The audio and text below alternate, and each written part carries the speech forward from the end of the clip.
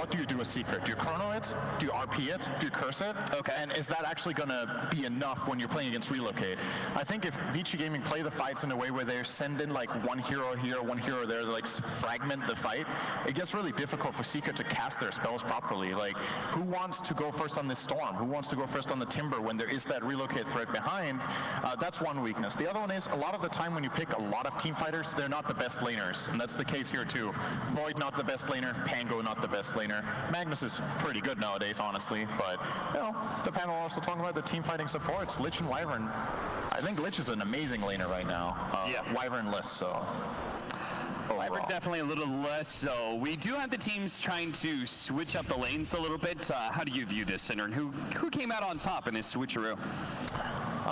I think you're very happy getting a 3v2 as VG Gaming just because there's no really good solution for the Timber Saw. He can play any 1-on-2 here against this lineup and get full levels, probably get some decent farm as well.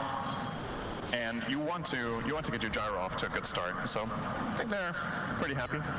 At the same time, at least Matoma Man isn't going to be pressured by a tri-lane here. Should be able to just kind of freely farm. Looks like Ori got skewered back into the tower. Good way for Nisha to get himself a lead. Oh, that'll help in the bottom lane as well. Yep. The thing though, when you do 2v1 against a Timber like this is, let's say you play this lane for 4 minutes as 2 heroes. The moment Wyvern leaves, your Void is out-leveled by Timber. Right. And that can get scary when Timber gets 6, because he will just start non-stop harassing you with chakrams and his other spells, and you will probably be bullied away. So that is a bit concerning. Wow, that's a bro move. Yeah, that really is. To south. Sorry, I got skewered into tower. Can somebody bail out my lane for me? Not to gank, but to give me one of your consumables. But after all, they don't really need the extra help so much in top lane because aggro tri-lane's a similar thing to you're talking about. Looks like he got skewered again. Jesus, Nisha, he's just on a roll right now and might be able to finish him off, but a Fairy Fire. Nisha actually recognizing that Fairy Fire doesn't overcommit for the kill underneath the tower. He also has a CS lead, thanks in part to Empower and how incredibly strong it is in the laning phase for Magnus, whose stats are already decently high.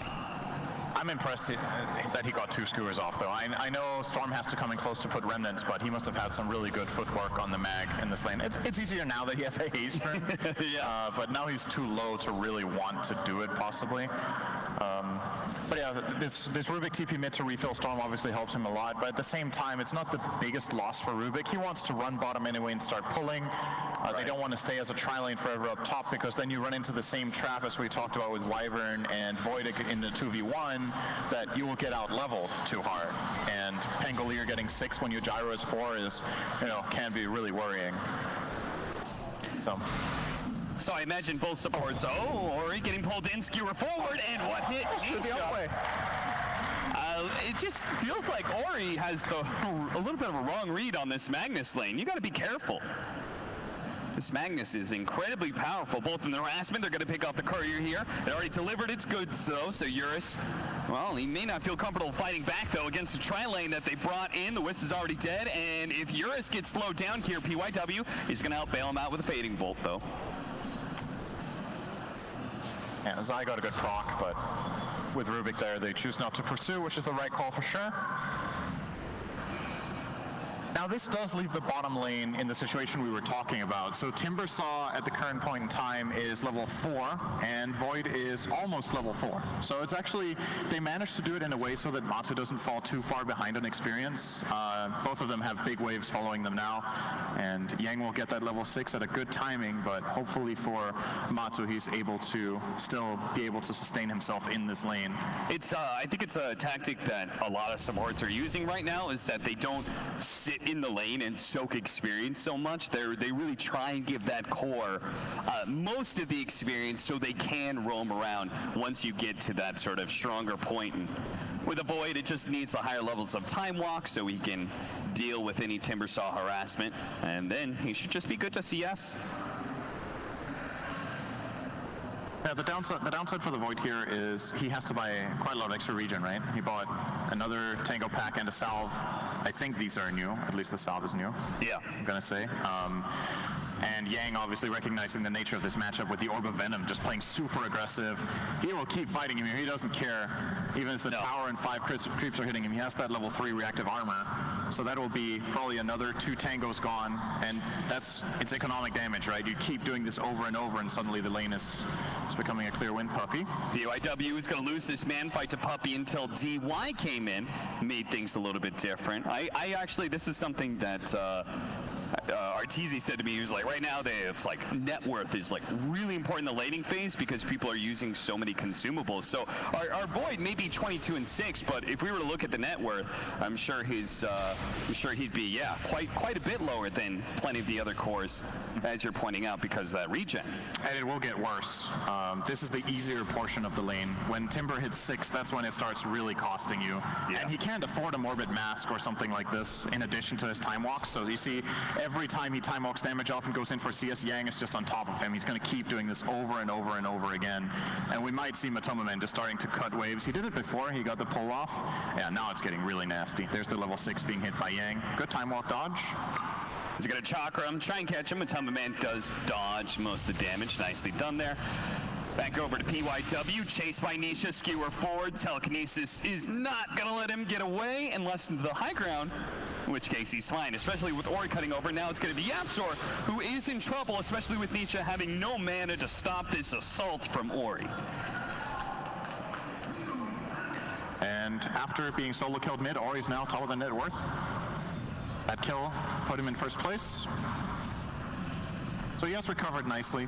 One of the heroes that can really take over a game like this. When you're playing against all these team fighters, being able to constantly fight. When there's cooldowns, you can just look for skirmishes, look for smaller scale plays.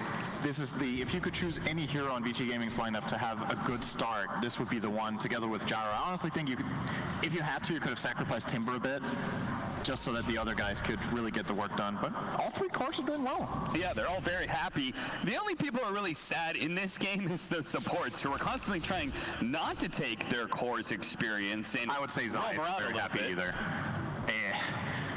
He's very poor. Yeah, I mean, all the supports are very poor, and all of them are very low level. It'll be interesting to see what that kind of results to in that 10-minute marker, when many people are probably not going to be 6 still, even with the tome coming in. And Zai has 10 CS minutes, 7:30.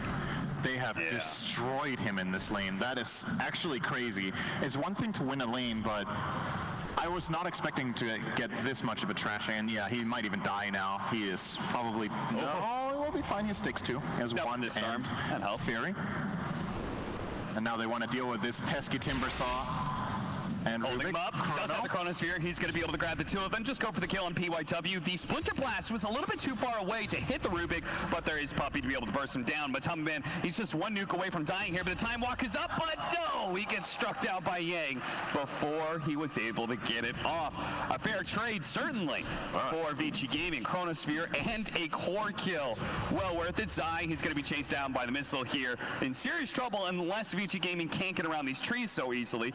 He tries to get to somewhere he can hide away, but 2,000 net worth lead for VG Gaming as they find yet another core kill, and Yang continues to just bully Secret. Yeah, that 3v2 kill is really, really important for him. Like, you were doing well already. The enemy team rotates to try to solve that lane, and it turns out to be an even trade. That's not even even. You killed a core for support in a 2v3. It's got to